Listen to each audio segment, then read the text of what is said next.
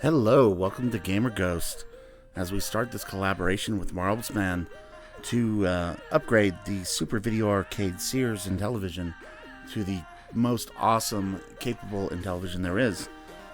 So on this first set of episodes, I wanted to talk about what we're going to do to the system a little more and actually do a baseline test so we can see what we're doing, how we're looking in terms of video quality, to see kind of a before and after of gameplay quality once we're completely done. But here's the system. As you can see, if you saw the earlier episode, we do have the gold disc here. It just fell off. I do have 2 new gold discs coming in that we're going to replace so these match for the controllers. So that's one small thing we'll do. You'll notice the system is pretty dirty. So the very first thing we're going to do after we get done testing is take everything apart. The pieces that will fit, we're going to put into the ultrasonic cleaner, give it a little bath and let it bubble and percolate a little bit, clean off all the little materials on the plastic and get it nice and clean. The console itself is pretty big. We'll probably have to do an old school sink washing with it. We'll, like I said, first thing, complete disassembly, and then we'll talk through that disassembly as we go. We'll maybe test the power supply before we completely take it apart, just because that's an easy thing to do while it's there. But once it's apart, we'll get it completely clean, and then we'll start working on the board and making the video modifications and other modifications that we have. In terms of how this will look when it's done, you can see on the back here, we have the current composite or RF video out. That will have a 9-pin mini DIN connector. It's the exact same kind of connector that's used on the Sega Genesis 2 and 3. And that'll serve as our video out for composite. It'll also serve as our video out for RGB. So you can get the best possible signal there. We'll also have an extra plug that we'll put into the case for the S video. It'll be a little screw size plug. So you'll have S video out, you'll have composite video out, and then you'll have RGB video out, all with very minimal modifications to the case. We want to try to leave the case as original as possible. You'll see the channel selector. We are going to completely remove the RF adapter in this. So when we do that, there will be no need to really for this channel selector. But the video controller we're going to be using that does the video mod, it has a couple different palettes, a slightly different color palettes that you can select. We're going to connect that selection to this switch so you can change between those different palettes, and that'll be a lot easier to see once we have it done.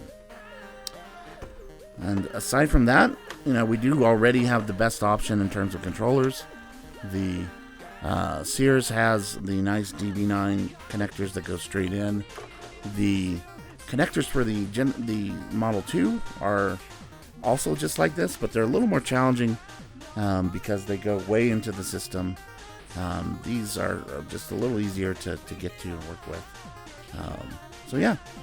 So first of all, let's set up our baseline test. So let me start by connecting one of the controllers.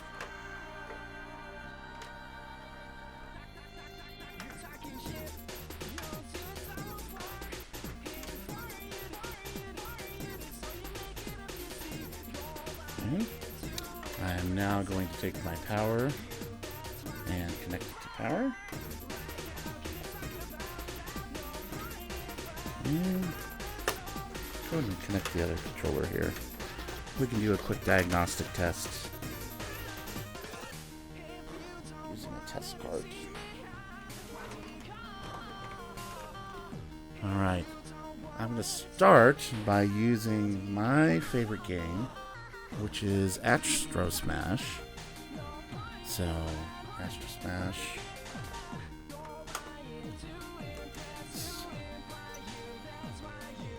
Alright. Now, in terms of video, how are we going to do the video capture for this? I'm going to actually use, and you'll see a video on my channel about this soon,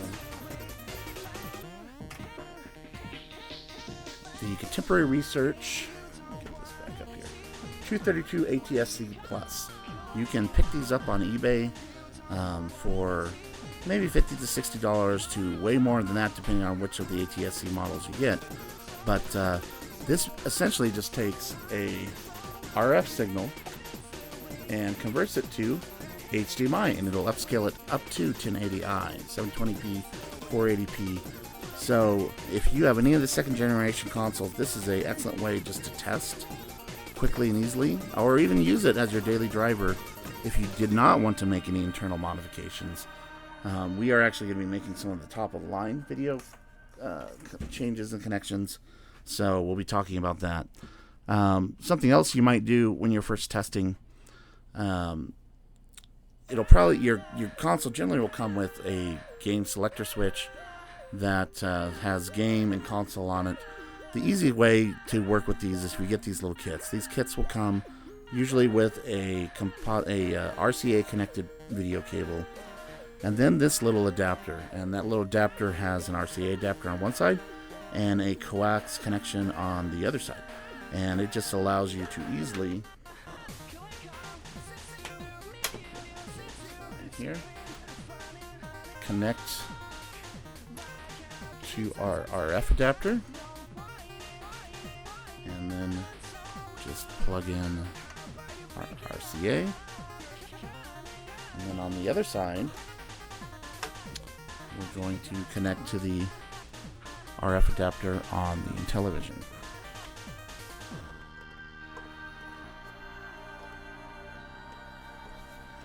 I'm sure I can do this without dumping the controllers all over the place here.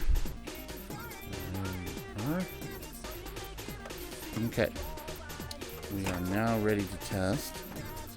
I think we've got everything set up now where we can take a pause before the next video.